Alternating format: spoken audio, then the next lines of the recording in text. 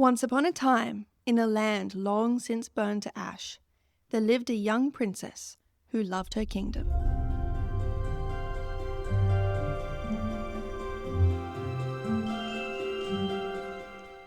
Hi, and welcome to the Literary Lamppost podcast, where we analyse books and see what we can learn from them. And now on video. I'm Caitlin, I'm a math grad student, but I love English and I love analysing literature. And I'm Ashley, an assistant editor for a magazine and a writer. Today we are talking about one of my favourite books, which we say pretty much every episode. Well, we can't talk about books that we don't love, so We have tried, here we are. It doesn't go well. Yeah, that podcast episode wasn't aired. Anyway, Throne of Glass, written by Sarah J. Maas. Throne of Glass first came out in 2012, though the series slowly rose to popularity and reached the status it has today through BookTok in the early 2020s. Maas wrote the first book when she was 16, but it wasn't published for another 10 years. And then she came out with the rest of the series. Now it is 8 books in total. So there is a lot we could talk about. And we're only doing one episode, which might seem kind of crazy considering we did 3 for Lord of the Rings. So we're only going to be touching on what we think is most important. That being said, we're going to be covering a lot of ground today. We're going to be talking about romantasy, what is it and is it bad? Femininity, the corruption of power, striving for a better world. And just a little bit of a warning, this episode is not particularly safe for work. We will be talking about issues around sexuality. Yeah, so put your headphones on if you're in the office. We're assuming that if you're listening to this podcast, you've read the series. It is a lot to summarize. There's no way we can summarize it. So you are really getting just the briefest of brief summaries. We won't be even mentioning all the characters. But don't worry, you can still get something out of this episode even if you haven't read it. So the Throne of Glass series follows Celaena Sardothien, an infamous assassin who's freed from a slave camp, a salt mine, to compete in a deadly tournament for the evil king of Aelin, with the promise of her freedom if she wins. And just a note, we may call our protagonist either Aelin or Celaena. She is the same person, she just has multiple identities. We will try to stick with Aelin, but in some of the quotes, she's still called Celaena because her secret identity hasn't been revealed yet. So as the series progresses across the 8 books, Celaena's true identity is revealed. She is actually Aelin Galathynius, the lost queen of Terrasen, with a heck of a lot of magic. Along the way, the journey transforms from just a girl wanting to survive and find her own peace and happiness to an epic battle to reclaim her throne and save Terrasen, which was conquered by Aelin, and also to save the entire world from the dark god Erewhon and his armies. She has a few romances along the way, mostly with the Fae warrior Rowan Whitethorn. That is a tongue twister. Fae warrior Rowan Whitethorn. Fae warrior Rowan, yeah. She forges some deep alliances and friendships with people from other countries, witches, warriors, rebels, and Fae. It's a story of political intrigue, magic, sacrifice, and the courage to stand up against the world's evil in search of a better world. So Throne of Glass is often cited as an example of romantasy. There is some debate as to whether Throne of Glass is actually romantasy, and it's really not a hard and fast line. And if you think about it, Throne of Glass is very romantic compared to fantasies like Lord of the Rings and some of Brandon Sanderson's work, but it's not quite as centered on the romance as others. But we thought that talking about this book would be a good time to address romantasy. The romantasy genre boomed in the early 2020s. Wow, that feels weird to say. I know. It was popularized by BookTok and authors like Sarah J. Maas, who also wrote books like A Court of Thorns and Roses, known as ACOTAR, for those of you completely tired of saying a something of something and something. And also Rebecca Yaros's Fourth Wing series. And it was actually my husband Josh who asked me to get the audiobooks, which, given the genre, is slightly surprising. And he actually really did enjoy them. And he cited Sarah J. Maas as his favorite female author. Really? Yeah. Ah, good on him. Yeah. Well, we have many thoughts about the genre of romantasy. Some might surprise you, others may not. But first up, let's talk BookTok. It's kind of hard to imagine life without TikTok and Reels and whatever, but really it's only been since the COVID pandemic, since it's really become a thing. Like, We were adults already. No. And now there's this whole world online. A lot of BookTok accounts are run by women centering around romance and fantasy.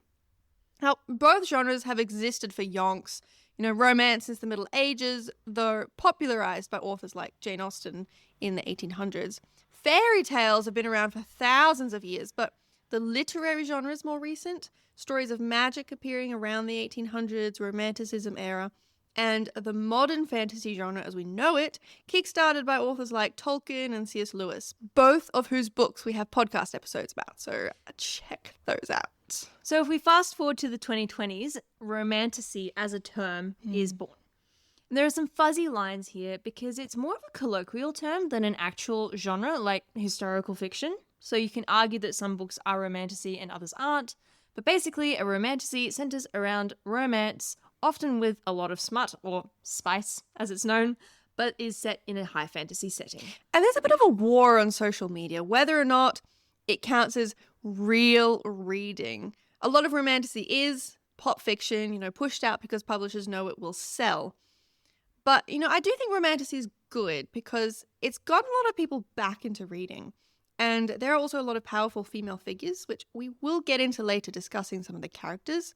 But there's a lot of really poor quality Romantasy out there. I feel like once I read the big name ones, the ones that followed just weren't as good. Yeah. I've read it once, read it Rife all. with plot holes, exhausted tropes, bubblegum for the brain, basically. There's also a bit of a war between people on BookTok who read Romantasy and those who read classics and literary fiction. Yeah, the latter group can get quite snobbish about it, not going to lie. And I know that I've fallen into that trap of thinking like, oh, it's not real literature, which really isn't fair because I've read a lot of Romantasy. I think it's good to balance your reading. I mean, reading's a hobby, right? And it's good to stretch yourself and good to read harder books where you'll learn harder vocabulary and be challenged. But it's also good to have those comfortable books where you just feel happy reading them. When I was a kid, I was reading classics, and then I feel like my brain got fried by social media, and it's harder to stay focused than it used to be on a book that's like a little bit more challenging. And a Romantasy is just so easy. It really is. Yeah, and so I think it's fine to read them as long as you're balancing it a bit with other things.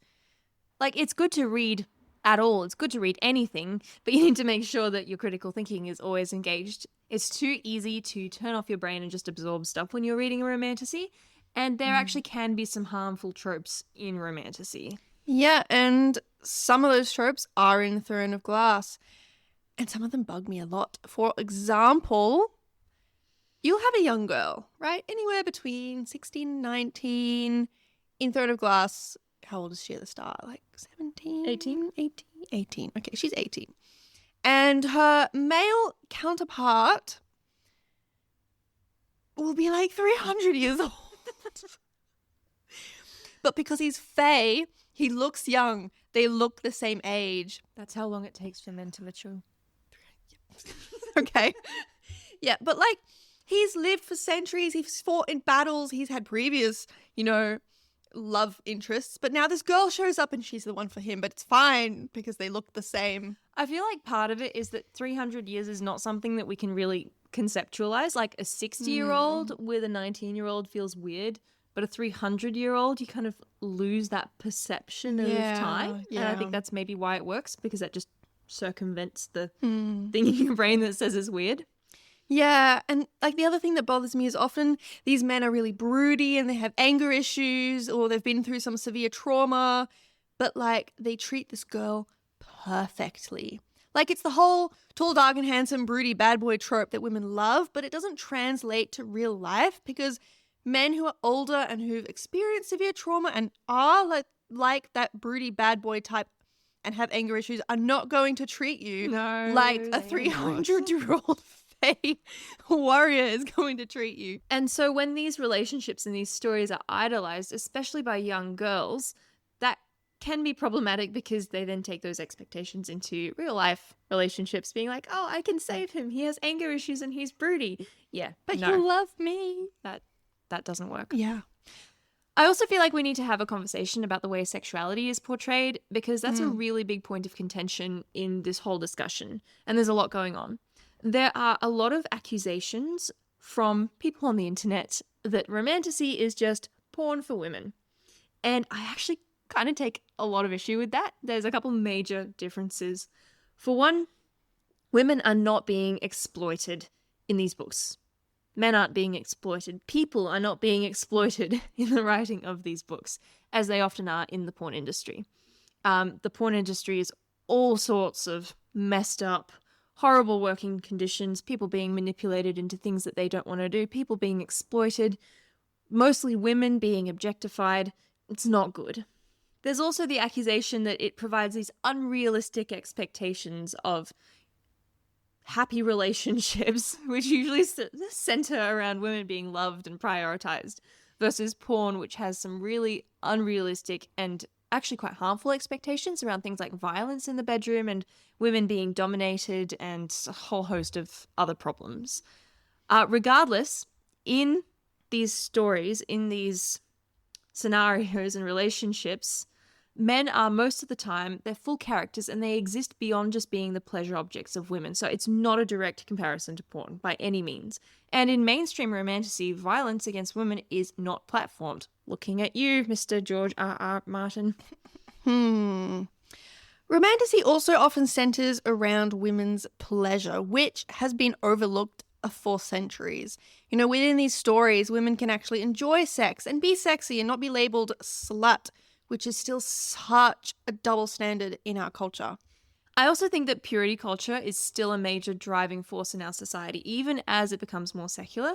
And we see this in the conversations around women's body counts, among other things. And I found a great quote about this. It says, "Purity culture disconnects women from their desire, framing pleasure as sinful and leading to passivity, difficulty asserting needs, and the orgasm gap."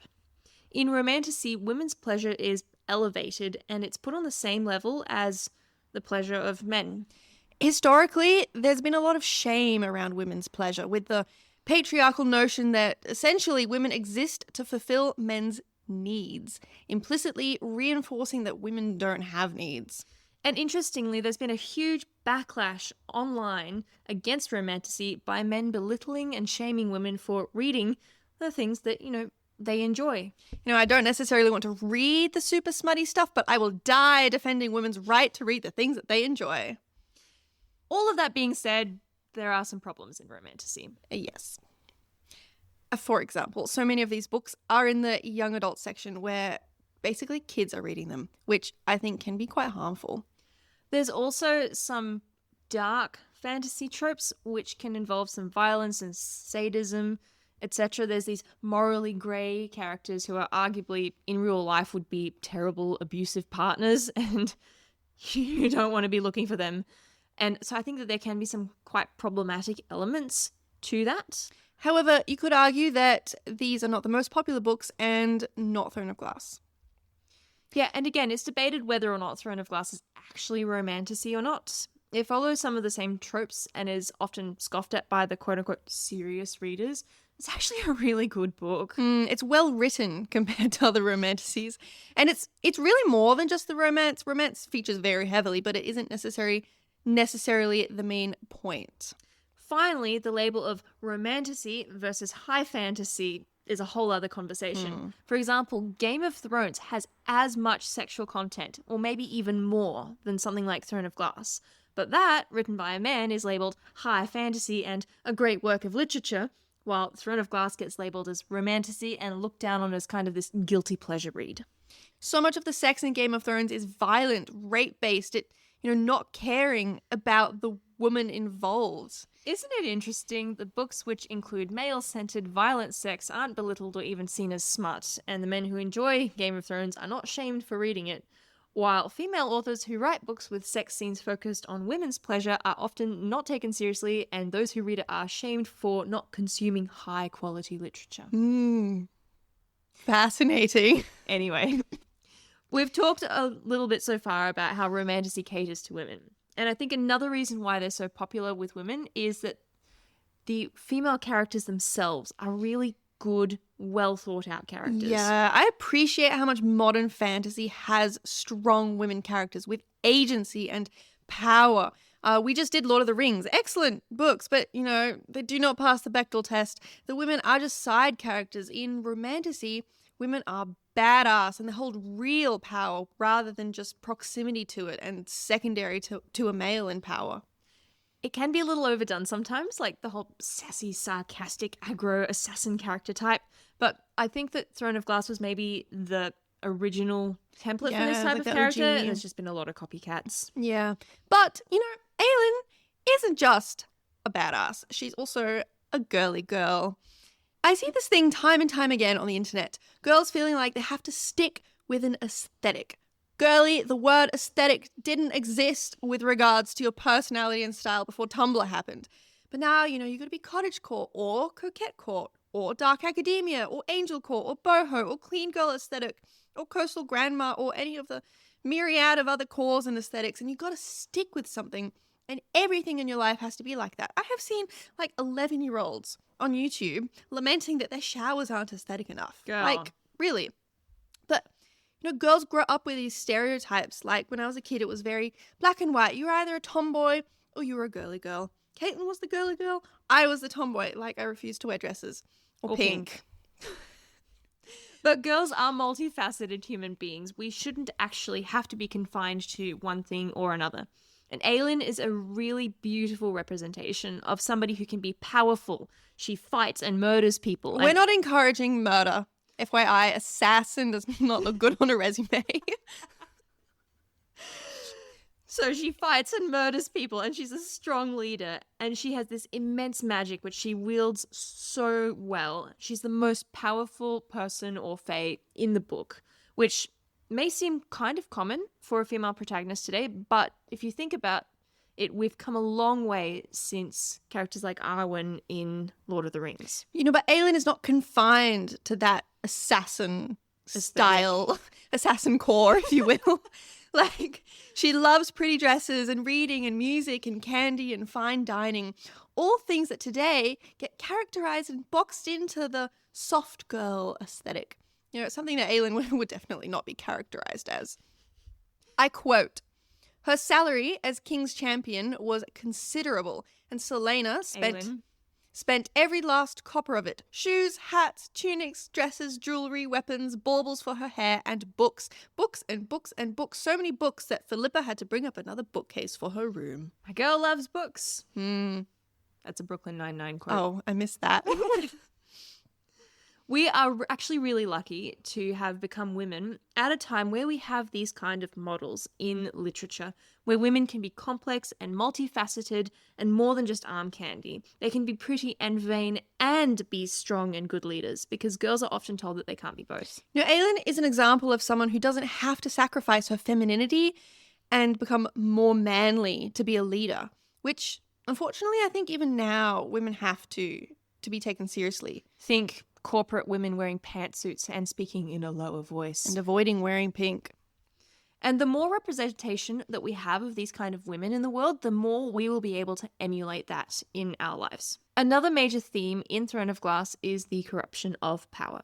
In the book, we see the King of Adolin conquer and colonize the surrounding countries. He strips them of their culture, their customs, languages, and forces people into slave camps, especially magic users. He very strongly censors ideas and education.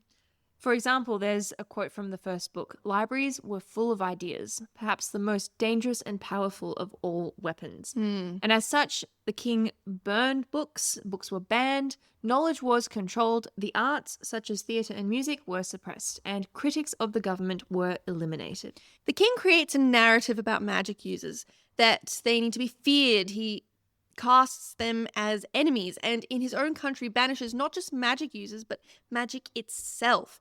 Successfully, he turns people against people, who once all lived in peace. He manipulates them and uses his power to control them. Turns out, though, the king is actually possessed by a demon from another world, as are those in the king's close circle. These demons, called the Volg, are a very literal metaphor of how power corrupts. And you can see examples of power corrupting all through history. I think one of the most powerful moments in the book, an example of when the people were willing to stand up against that corruption of power, is right after the king orders the massacre of all the people in the slave camps. That's insane, right? And a performance is being given at the theatre in the king's city, and we're going to read it because it's just that good. That was when they noticed that every musician on the stage was wearing mourning black. That was when they shut up. And when the conductor raised his arms, it was not a symphony that filled the cavernous space.